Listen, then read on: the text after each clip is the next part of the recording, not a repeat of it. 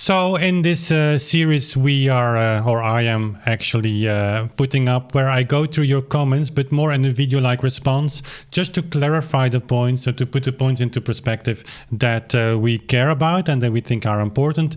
I came across another comment that actually is it's worth commenting on, and it's actually put in a very civil, I would say, way of writing, and that's always like very nice to read. So I'm going to read the comment and I just give my view on that, and hopefully you can take some value from that. So without further ado, there you have it. It's a comment written by Dunk Asian Snacks. So this comment was done on the Chopin Competition 21 video. Garrick Olson leaves no chance. He would hate it, and it performed really well and brought a number of people in that maybe are just seeing this content that we present on the whole beat practice for the first time. So Mr. Snacks, call you that, answered or just wrote, "You assert that Chopin utilizing a metronome for practicing with the students indicates that he strictly and dogmatically followed the tempo indicated, and while it's possible that was the case, really all that implies is that he believed it was important to play in time. You really provide no evidence that Chopin would have given a 0 to someone playing a little faster or slower than his prescribed metronome marking." And to be honest with you, to start with the last sentence, that's absolutely true. And I take every blame for that. It was a kind of course, we don't know if Chopin would give a 0 for someone who plays a little faster or a little slower than the tempo he indicated. That's absolutely true. I have nothing to show for that.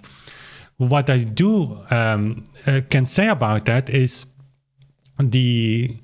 the caveat, so to say, lies in the construction of the phrase, a little bit faster or a little bit slower.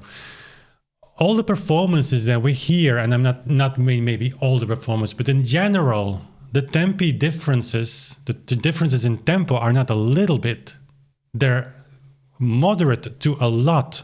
So if you imagine, and this is just speculation, but I granted, but if you imagine Chopin sitting there, having taken the effort to give metronome numbers for the reason, and there is no discussion about that, that's just a fact. When composers give a metronome mark, it's because they believe that the piece they've just wrote is ideally played in that tempo. I can certainly see the margins there. Chopin would not give a 0 when you are 5% faster or slower. I mean, probably he did it himself. But there is a certain character just that goes along with that tempo choice of him. But if you would sit there and listen to music played 20, 30, 40, 50% slower, well, the composition bears his name. And so he would ask a question to the other jury members of the board. I'm just speculating, but I think it's completely possible. Say, what is this competition about? Playing my music as fast as possible or not fast enough? In the case you would believe a single beat metronome mark would be possible. Or is it about my music? And if it is about his music, then he would give a 0, because if the tempo deflection or the tempo difference is too much, then the whole point of writing a composition that the performer needs to play in the way that he had it in his mind, it makes no sense. So I think in that regard, it's certainly a little bit of speculation, but it's not the point of that video, and the point of the work that we are doing is just pointing out that the tempo differences are not a little bit. And if you're new here, in general, I'm talking to Mr. Snack still, but if you're new here in general, I cannot emphasize this enough. There is no performance that goes faster than single beat. Even there is no single beat universe performance.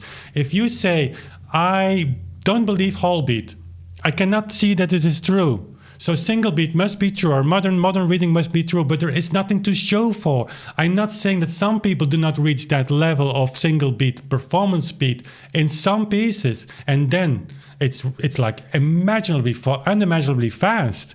I'm not saying that it doesn't exist, but in general, like 60%, 50%, 75%, I don't know.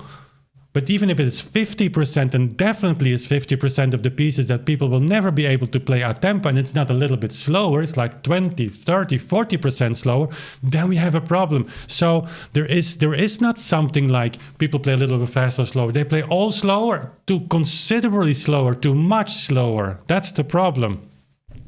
So the point of Chopin using a metronome at his piano, the solution of the answer to your question is in the way you phrase that. You actually have seen the light yourself. If Chopin takes his metronome because he believed it was important to play in time, which definitely it is. Go to the 19th century, read about the metronome. The metronome was always described as a tool to give accurate, exact tempo indications, so that every player, regardless of time, era, and place where he lives in, also we today, would know exactly what the composer had in mind. And for Chopin, it's known that he cared about that, certainly playing in strict time. But when he gave a metronome mark, there is no other conclusion for us to draw that he finds this tempo indication important. And so you actually agree on that. But then comes the point.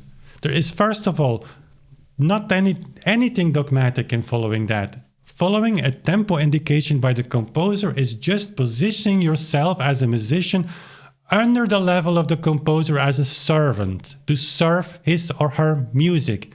There's nothing dogmatic in following a metronome mark. A dogma is believing something for which the facts do not back you up for.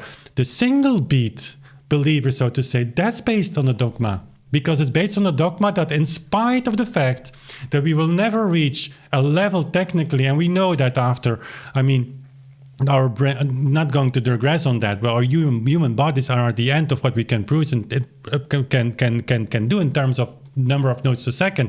But if we cannot do that, and we see that the gap is still so far to be closed, and that we never close that, and in spite of knowing that, we simply take those metronome marks still as real tempo indications, but they point to a universe that we can never reach, well, then the facts do not back up the reality, and that's a belief. Whole beat metronome practice is a real practice. We can do that. We take the facts seriously. We say a metronome mark must be playable, and so we do that.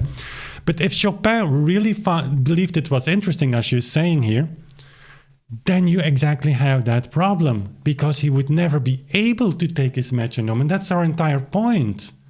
When he took his metronome to have people play in time, to have people play in his metronome marks, whatever, to keep the left hand steady, you name it, then you would have a problem from minute one. Take some nocturnes and play them in single beat. The D-flat major nocturne. Forgot the opus number. The famous one with the left hand. Everybody plays it in whole beat. Imagine that you would speed it up twice, that you really would go, I think it's dotted quarter note 50, and keep your tempo.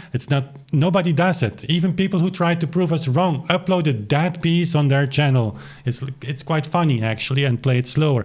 But then when the bel canto ornamentation comes, they slow down to whole beat. Everybody starts that piece, the mainstream performance, from the beginning in that tempo. And then, how do you practically see that? Chopin has his piano, students are there, and there is a metronome ticking, probably in his metronome mark. Why would he not do that? Why would he give a metronome mark when he knows that it's not possible? And so there's the metronome ticking. And how do you imagine those pianists play it? So guys, post your comments. I cannot promise to read them all, really not. But sometimes I'm just scrolling on my phone, and I see an interesting one. And then I say, okay, this is worth this helps clarifying my point. And, I hope that that helps you clarifying your thoughts as well. Okay, there you have it. Thanks for watching. We see each other soon again. Bye.